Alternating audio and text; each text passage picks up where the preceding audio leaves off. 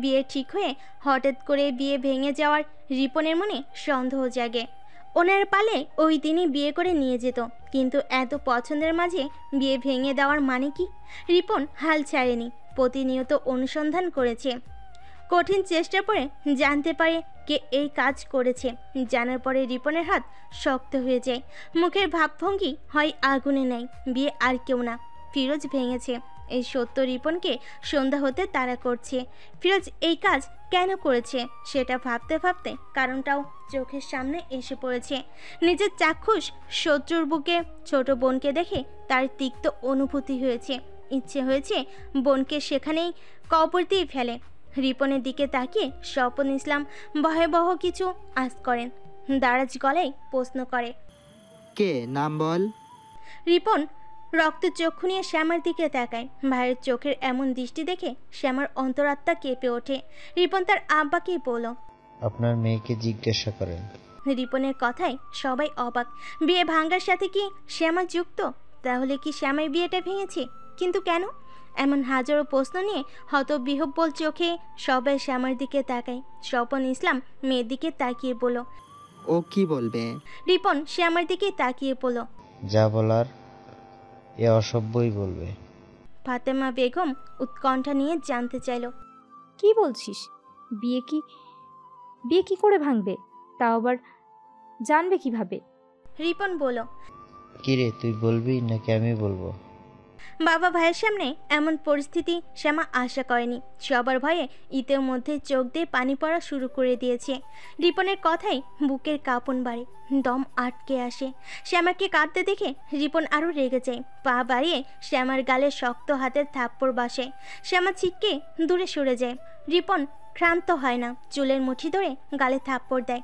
রিপনের এমন উগ্র কাজে সবাই অবাক হয়ে যায়। হতবিহ্বল রেশ কাটিয়ে রিপনের থেকে শ্যামাকে আলাদা করে। হঠাৎ করে মেয়ের ওপর এমন আক্রমণের জন্য স্বপন ইসলামও ছেলের উপর রেগে যায়। ওকে মারছিস কেন? রিপন চেঁচিয়ে বলল, তোমার মেয়ে প্রেম করে কার সাথে জানো? ফিরোজের সাথে। রিপনের কথা শুনে সবাই স্তব্ধ হয়ে যায়। স্বপন ইসলাম মেয়ের দিকে অবিশ্বাস্য চোখে তাকিয়ে থমকে যায়। শ্যামা সারা শরীর ভয়ে কাঁপছে। রিপনের থাপ্পড়ের ফলে কান মাথা তবদা লেগে গেছে, চোখের পানি ঝরছে নিঃশব্দে। স্বপন ইসলাম তার দিকে নিঃশব্দে এগিয়ে আসে। শ্যামা মাথা তুলে তাকায় না। স্বপন ইসলাম মেয়েকে বলল, এসব সত্যি? শ্যামা চুপচাপ মাথা নিচু করে দাঁড়িয়ে থাকে। মেয়ের নিশ্চুপতায় স্বপন ইসলামের ভেতরটায় দাও দাও করে আগুন জ্বলে ওঠে। নিশ্চুপ থাকা মানে সম্মতি দেওয়া। ওনার রাগের পরত তত্তর করে বাড়ে। হুঙ্কার দিয়ে বলল, কে রে, কথা বলতে পারিস না? শ্যামা পিছিয়ে যায়, কান্নার দমকে শরীর কেঁপে উঠছে। স্বপন ইসলামের মাথায় রক্ত উঠে যায়। মুহূর্তে এগিয়ে এসে শ্যামার গলা টিপে ধরে তীব্র আক্রোশে মেরে ফেলতে চাই জন্ম দেওয়া মেয়েকে। মুখ দিয়ে চেঁচিয়ে বলেন, কুত্তার বাচ্চা, এই কুলাঙ্গারের সাথে প্রেম করার জন্য তোকে জন্ম দিয়েছিলাম। ওনার পুরুষালী হাতের চাপে শ্যামার মুখ কালো হয়ে যাচ্ছে। শান্তা আর ফাতেমা মিলে ওনাকে ছাড়িয়ে আনে। শ্যামা গলা ধরে কাশতে থাকে। স্বপন ইসলামের রাগ কমে না। উনি হাতের কাছে বাটি দিয়ে আঘাত করে শোকেজের আয়না ভেঙে ফেলে। ফাতেমা বেগম শ্বাস টানা মেয়ের দিকে তাকিয়ে বলল, মেয়েকে মেরে ফেলবেন নাকি? ফাতেমা বেগমের কথায় শ্যামার রাগ ওনার উপরে আসে। বাম গালে তীব্র শব্দ করে থাপ্পড় দিয়ে ফাতেমা বেগমকে পাথর বানিয়ে দেয়। মায়ের এই অবস্থা দেখে শ্যামার কষ্ট লাগে। তার দোষে তার আম্মাকে ভুগতে হচ্ছে। স্বপন ইসলাম চিপিয়ে চিপিয়ে বলল, কত ভালো বিয়েটা ভাঙলো এই অসভ্য ছেলের জন্য। এই তোর চোখ নাই, ভালো খারাপ বুঝিস না? মদখোর জোয়াখোর এক ভাদাইমাকে পছন্দ হলো, আমার বিশ্বাসের এই মর্যাদা দিলি? শ্যামার বুকটা কেঁপে ওঠে। সে আসলেই তার আব্বার তাজা বিশ্বাসে দাগ লাগিয়েছে। এই যে বাবা মায়ের কষ্টটা তার ভালো লাগছে না। আবার প্রেম পাগল মনও ফিরোজকে ছাড়া কিছু চায় না। শ্যামা আস্তে করে বলল, আব্বা। স্বপন ইসলাম দ্বিগুণ রেগে যায়। হুঙ্কার দিয়ে বলল, তুই আমাকে আব্বা বলবি না, তোর মতো মেয়ে আমার লাগবে না। শান্তা, এই অবাধ্য মেয়েকে এখান থেকে চলে যেতে বলো। শ্যামা নিজেই চলে যায়। রুমে গিয়ে ফুপিয়ে ওঠে, বিছানায় বসে হাত দিয়ে মুখ ঢেকে ডুকরে কেঁদে ওঠে। জীবনের এই পরিস্থিতির কথা সে কখনো ভাবেনি। যখনই এসব মনে হচ্ছে সে ভেবেছে মোকাবিলা করতে পারবে, কিন্তু এখন মনে হচ্ছে ভাবা আর পরিস্থিতির কাঠগড়ে দাঁড়ানো এক কথা না। মানসিক চাপে শ্যামার দম বন্ধ হয়ে আসে। মোবাইলে টুং করে শব্দ হলে শ্যামা মোবাইল হাতে নেয়। ফিরোজ তাকে মেসেজ দিয়েছে। ফিরোজের মেসেজ দেখে শ্যামার বুকটা ভারী হয়ে আসে। চোখ জ্বালা করে আবারও টপ টপ করে চোখের পানি পড়ে। ফিরোজ তখনও বাড়ি যায়নি, চিন্তার রাস্তায় পায়চারি করেছে। সে শতভাগ নিশ্চিত যে রিপন দুজনকে আলিঙ্গনরত অবস্থায় দেখে ফেলেছে। রাগী রিপন তার ফুলটাকে কি করবে ভাবতে শরীরে ঘাম ছাড়ছে। সে জানে সে আমাদের পরিবারের লোকজন তাকে পছন্দ করে না। সে মোবাইল হাতে নিয়ে মেসেজ পাঠায়। ফিরোজের মেসেজটা শ্যামা আবার পড়ে। শ্যামা, তুমি ঠিক আছো? শ্যামা দম আটকে মেসেজের রিপ্লাই দেয়, ঠিক আছি। ফিরোজ ভুরু কুঁচকে মোবাইলের দিকে তাকিয়ে আছে। শ্যামার মেসেজটা তার বিশ্বাস হচ্ছে না। সে ফোন দেয়, শ্যামার সাথে সাথে রিসিভ করে। ফোন দিয়েছেন কেন? শ্যামার যৌন কণ্ঠ শুনে ফিরোজ বলল, কি হয়েছে আমাকে বলো।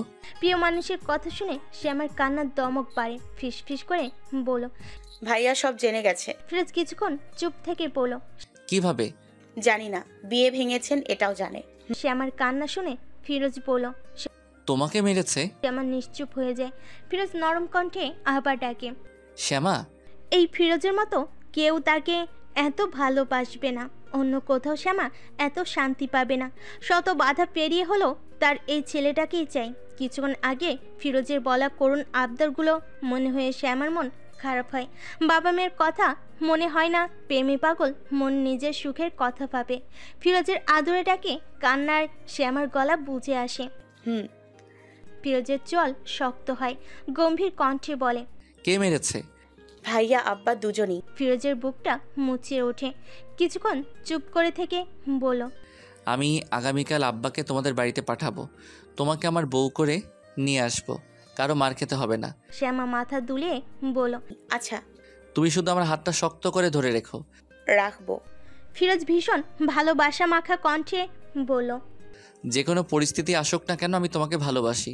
ভালোবাসি। রাত গভীর। ফাতেমা বেগম স্তব্ধ হয়ে চেয়ারে বসে আছে। বিয়ের এত বছর পরে এই প্রথম স্বামীর হাতে মার খেলেন, তাও অতি আদরের মেয়ে শ্যামার জন্য। শ্যামাকে এত আদর ভালোবাসা দেওয়ার পরও সে কিভাবে এই জঘন্য সম্পর্কে জড়ালো? যে সম্পর্কে জড়ালে বাবা মেয়ের মনও ক্ষুণ্ণ হয়, এমন সম্পর্কে জড়ানোর আগে বুক কাঁপলো না? শ্যামা খুব ভালো করে জানে এই পরিবারের কেউ ফিরোজকে পছন্দ করে না। এত সব জানার পরে নিজেকে কিভাবে বিষাক্ত সম্পর্ক নামক বেড়াজালে নিজেকে আটকালো? ফাতেমা বেগম চোখ মুছে উঠে দাঁড়ায়। বেদনাদায়ক দৃষ্টি মেলে মেয়ের রুমের দিকে তাকায়। দুঃখে বুকটা মুচড়ে ওঠে। চিৎকার করে কান্না করতে ইচ্ছে করে। এত কষ্ট করে মেয়ে জন্ম দিয়েছেন, এমন কথা শোনার জন্য। সেদিন ঠিক হওয়া বিয়েটা কত ভালো ছিল, কিন্তু শ্যামার কারণেই ভেঙে গেল। শ্যামা লাইট অফ করে শুয়ে আছে। নিঝুম রাত না জানা এক পাখি থেমে থেমে করুণ সুরে ডাকছে। এমন করুণ ডাক শুনে মনে হচ্ছে পাখিটা তার মনের দুঃখ বুঝেই এমন করে ডাকছে। তার আব্বা মা তো এত সহজে এই সম্পর্ক মানবে বলে মনে হচ্ছে না। শ্যামা চেষ্টা করবে, দরকার হলে নিজের জান বাজি রেখে হলেও চেষ্টা করবে।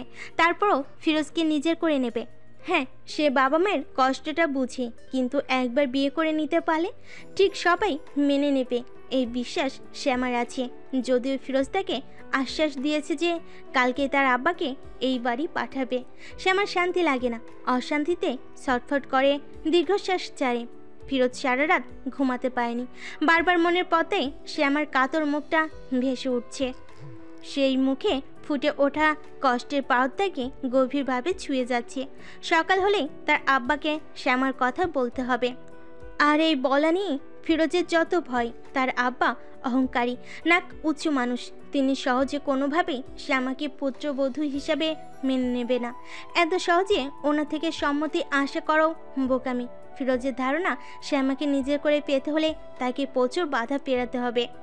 যা বাধা আসুক সেসব বাধা পেরোতে রাজি, শুধু শ্যামা হাতটা শক্ত করে ধরে রাখলেই হয়। সকালে ফিরোজ নাস্তার টেবিলে নাস্তা করতে যায়। টেবিলের দিকে চোখ বুলিয়ে সবাইকেই দেখতে পায়। মোহাম্মদ আলী চায়ের কাপ হাতে তুলে চুপচাপ বসে আছে। কিছুক্ষণ পর উনি আস্তে করে বলল, মেয়েটাকে এত মনে পড়ছে? রোজিনা বেগম বলল, মন খারাপ করো না, কালকেই চলে আসবে। ফারিয়া কালকেই চলে আসবে, এরপর পরীক্ষার আগে আর যাবে না। তারপরও ফারিয়াকে ছাড়া ঘরটা খালি খালি লাগছে। একমাত্র মেয়ে বলে সবারই মন খারাপ। এই মন খারাপের মাঝে শ্যামার প্রসঙ্গ তুলে ধরা কতটা যুক্তিসঙ্গত তা ফিরোজের ঠিক বোধগম্য হয় না, কিন্তু সে নিরুপায়। ফিরোজের আব্বা আর ভাই কেমন তা এটা তার ভালো করে জানা। একবার যেহেতু ব্যাপারটা জানাজানি হয়ে গিয়েছে, এখন শ্যামার উপরে আরও চাপ পড়বে। যে সময় হোক তার আব্বার সামনে এই কথাগুলো বলতেই হবে। তাই সে সিদ্ধান্ত নিল এখনই বলবে। ফিরোজ কিছু খাচ্ছে না দেখে মোহাম্মদ আলী বলল, কি রে, খাচ্ছিস না কেন? ফিরোজ বলল, আব্বা একটা কথা বলি। বল। ফিরোজ খুব গোপনে একটা দীর্ঘশ্বাস ছাড়ে, বলে, আব্বা আপনি সম্মতি দিলে আমি বিয়ে করতে চাই। মোহাম্মদ আলীর মুখে হাসি ফুটে ওঠে। সত্যি? ফিরোজ কিছু না বলে মাথা নেড়ে সায় জানায়। মোহাম্মদ আলী বলল, তাহলে মুনিয়ার আব্বাকে খবর দিই, উনি তো সেই দিনেও জিজ্ঞেস করলো। ফিরোজ দ্রুত বলল, না না, আমি মুনিয়াকে বিয়ে করতে চাই না। মোহাম্মদ আলী ভুরু কুচকে থাকে, হাতের কাপ টেবিলের উপরে রেখে বলল, মেয়ে দেখব। না। তাহলে কাকে? ফিরোজ তার আব্বার চোখের দিকে তাকিয়ে বলল, শ্যামাকে, স্বপন কাকার মেয়ে। মোহাম্মদ আলী বিস্ময়ে কিংকর্তব্য বিমূঢ় হয়ে যায়। কয়েক জোরে বিস্ফোরিত চক্ষু তার উপরে এসে নিবদ্ধ হয়। মোহাম্মদ আলী নিজের কানকে এখনো বিশ্বাস করতে পারছে না। উনি গম্ভীর গলায় বলল, কি বলছিস, মাথা ঠিক আছে? ফিরোজ মাথা তুলে বলল, হ্যাঁ, আমরা একে অপরকে পছন্দ করি। রোজিনা বেগম হতবাক। শ্যামা মাঝে মাঝেই তাদের বাড়িতে আসতো। উনি ভাবতেন ফারিয়ার কাছে আসে, কিন্তু এই মেয়ে যে এই বাড়ির ছেলের সাথে সম্পর্ক গড়ে তুলবে তা কে জানতো। সবচেয়ে বড় কথা হচ্ছে একদিনও এসব ওনার চোখে পড়েনি। অবাক হওয়া চোখে উনি ফিরোজকে দেখছে। এই ছেলে এতদিন বিয়ের কথা শুনলে লাফাতো, কিন্তু তলে তলে ঠিকই প্রেম করেছে। মোহাম্মদ আলী ছেলের দিকে তাকিয়ে আছে, কি সাবলীলভাবে সে মনের কথা ব্যক্ত করেছে। ছেলে এতদিন বিয়ে করবে না বলে মুখে ফেনা তুলে ফেলতো। এখন দেখা যাচ্ছে বিয়ে না করার পেছনে কঠিন কারণ ছিল। সব ঠিক আছে, কিন্তু শ্যামাকে অসম্ভব। স্বপন ইসলাম সারা জীবন স্কুলের ছাত্র ঠেঙ্গিয়ে সংসার চালিয়েছে, কোনো মতে ছেলে মেয়ের ভরণ পোষণ করে মানুষ করেছে। অনেকে বেয়ে বলে পরিচয় দিতে হবে ভাবতেই মোহাম্মদ আলীর পেট ঘুরঘুর করে ওঠে। শ্যামাকে কোনোভাবেই এই বাড়ির ছেলের বউ করা সম্ভব না। এতদিন তোকে চুরশীল বিচক্ষণ ভাবতাম, কিন্তু তুই এমন কাজ কিভাবে করলি? প্রেম করছিস ভালো কথা, জাতপাত দেখে প্রেম করবি না। ফিরোজ গম্ভীর গলায় কমকমে আওয়াজ তুলে বলল, আমার রুচির খারাপ দেখলেন কি? খারাপ রুচি না হলে এত ছোট লোকের মেয়ের চোখে পড়ে? আব্বা, স্বপন কাকা ছোট লোক না, ওনারা মধ্যবিত্ত পরিবারের লোক। এই দুনিয়ার সবাই যে পয়সাওয়ালা হবে তা তো কোনো কথা না। মোহাম্মদ আলীর মেজাজ খারাপ হয়। তুই আমাকে ছোট লোক আর বড় লোকের সংজ্ঞা শিখাবি? শিখাইনি বললাম শুধু। এমন পরিবারের সাথে আত্মীয় করা সম্ভব না। কই আমাদের বংশ আর কই ওরা? ফিরোজ শান্ত কণ্ঠে বলল, আব্বা, আমি শ্যামাকে ভালোবাসি, এটাই আসল কথা। এসব বংশ পরিচয় আমার কিছু যায় আসে না। আমার যায় আসে না। ফিরোজ তার আব্বার দিকে তাকিয়ে থাকে। মোহাম্মদ আলী আবার বলেন, কথা বুঝে গেল? ফিরোজ আস্তে করে বলল, আমি শ্যামাকে বিয়ে করব। আমি চাই আপনি স্বপন কাকার কাছে প্রস্তাব নিয়ে যাবেন। মোহাম্মদ আলী চেঁচিয়ে ওঠে, হুঙ্কার দিয়ে বলল। অসম্ভব। ফিরোজ নরম স্বরে বলল, জীবনে তো কোনো কিছু চাইনি আব্বা, এবার চাইলাম ফিরিয়ে দেবেন। মোহাম্মদ আলী ছেলের মুখের দিকে তাকায়। এত পছন্দ? জি। শ্যামার চেয়ে মুনিয়া ভালো ছিল না? রাজ্যের সাথে রাজকন্যা। ফিরোজ উঠে দাঁড়ায়। আমার রাজ্য চাই না আব্বা, রাজকন্যা হলেই হবে। মোহাম্মদ আলী হঠাৎ চুপ হয়ে যায়। কিছুক্ষণ পরে গম্ভীর গলায় বলল, তাহলে তুই আমার মান রাখবি না? মান রাখবো বলেই তো অনুমতি নিতে আসলাম, না হলে বিয়ের পরে এসে বলতাম। মোহাম্মদ আলী মাথা নাড়ে। আমি প্রস্তাব দেওয়ার পরে যদি উনারা একেবারে না করে, আমি কিন্তু আর কখনো ওই বাড়ির মুখও হব না। ফিরোজ আত্মবিশ্বাসের সাথে বলল, না, করবে না। আচ্ছা। ফিরোজ খুব খুশি হয়, কয়েক কদম এগিয়ে তার আব্বাকে জড়িয়ে ধরে। উনি যে এত সহজে রাজি হয়ে যাবে তার ফিরোজের বিশ্বাস হচ্ছে না, কিন্তু এমন পরিস্থিতিতে অবিশ্বাসও করতে পারছে না। সে আস্তে করে বলল, আব্বা শ্যামাকে এনে দিলে আমার সারা জীবনের কষ্ট, সব কষ্ট দূর হয়ে যাবে। মেয়েটা আমার সেরা উপহার। মোহাম্মদ আলী পাথরের মতো দাঁড়িয়ে থাকে। সারাদিন শ্যামার সাথে বাড়ির কেউ কথা বলেনি, এত আদরের কন্যার সাথে কেউ কথা বলেনি। এটা আসলেই অবিশ্বাস্য। শ্যামার খুব একা লাগছিল।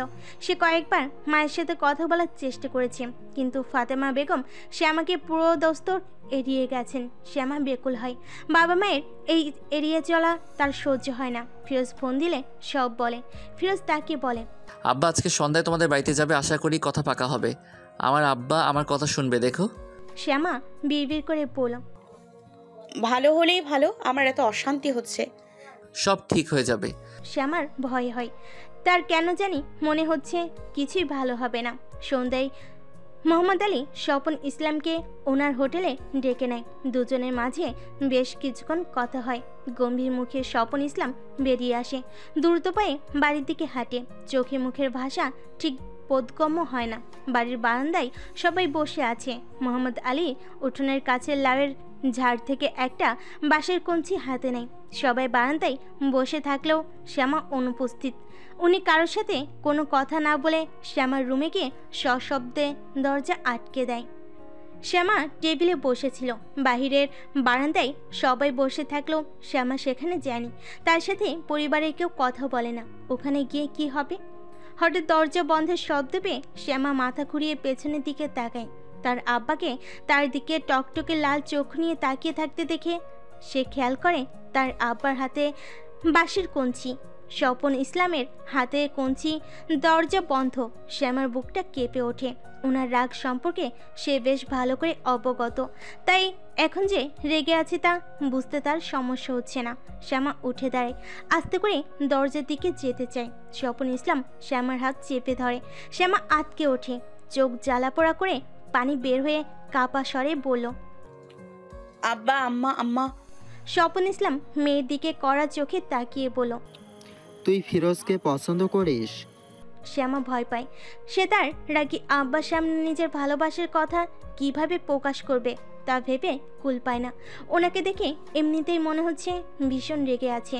এখন যদি শ্যামা আবার প্রেমের কথা স্বীকার করে তাহলে তুলকালাম বাঁধতে দেরি হবে না। সে ভয়ে ভাবে মিথ্যা বলবে, কিন্তু মিথ্যা বলে যে আরেক সমস্যা। সে ভালোবাসে, পছন্দ করে, এটা ঠিক। সেই ভালোবাসাকে অস্বীকার করবে কি করে? তাছাড়া সেই প্রথম ভালোবেসেছে ফিরোজকে, পাগল বানিয়েছে, এখন অস্বীকার করবে কিভাবে? ফিরোজ বলেছিল আজকে তার আব্বাকে পাঠাবে। যদি সে এখন মিথ্যা বলে, তাহলে যদি তার আব্বা না করে দেয়? শ্যামা বুক ভরে শ্বাস নেয়, ভাবে সত্যি বলবে, এরপর যা হবার হবে। ভয় দূরে রেখে বলো, আব্বা, ফিরোজ ভাইকে আমার পছন্দ, ওনাকে ভালোবাসি। স্বপন ইসলাম রাগে ফুসফুস করে শ্বাস নেয়। মেয়ের সাহস দেখে অবাক হয়। মোহাম্মদ আলীর কথাগুলো কানে গরম সীসার মতো লাগছে, কিন্তু ঘরের মেয়ে যদি ঠিক না থাকে তাহলে পরের সাথে তর্ক করে লাভ কি?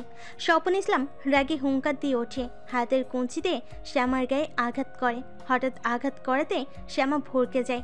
আঘাত থেকে বাঁচতে সরে যেতে চায়, কিন্তু স্বপন ইসলাম যেন আজকে প্রতিজ্ঞাবদ্ধ, কোনোভাবে শ্যামাকে সরতে দেবে না। শ্যামার চোখ ফেটে পানি আসে। মারের কারণে সারা শরীর থরথর করে কাঁপছে। কাঁপা গলায় বলল, আব্বা, আব্বা। স্বপন ইসলাম মেয়ের ডাককে তোয়াক্কা করে না। যেই মেয়ের জন্য অপমানিত হতে হয়, এই মেয়ে বাঁচিয়ে রাখার চেয়ে মেরে ফেলা ঢের ভালো। বাহির থেকে ফাতেমা বেগম আর রিপন দরজা ধাক্কাচ্ছে আর ডাকছে। পুরুষ মানুষের হাতে মার খুব সহজ ব্যাপার না। শ্যামার শরীর এত আঘাত নিতে পারে না। হুড়মুড়ে ফুলের বসে পড়ে। কাতর গলায় তার আব্বাকে ডাকে।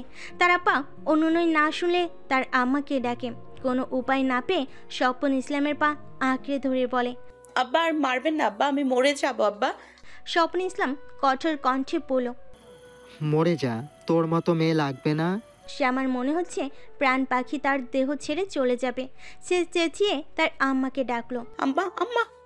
স্বপন ইসলাম বললেন, তুই বল, আর কখনো ফিরোজের নাম মুখে নিবি না, তাহলে ছাড়বো। শ্যামা এমন কথা শুনে 2 হাত দিয়ে আঁকড়ে ধরে রাখা তার আব্বার পা ছেড়ে দেয়। স্বপন ইসলাম বুঝলেন মেয়ে ফিরোজকে ছাড়বে না।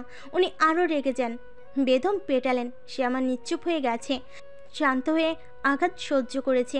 ছটফট করতে করতে শ্যামা চোখের সামনে ফিরোজকে দেখলো, বিড়বিড় করে বলল, কষ্ট হচ্ছে।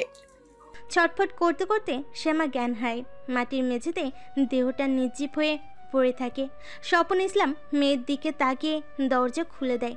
রাগে মাথা খারাপ হয়ে গেছে। ফাতেমা বেগম শ্যামার কাছে ছুটে গিয়ে আহাজারি করে বলল,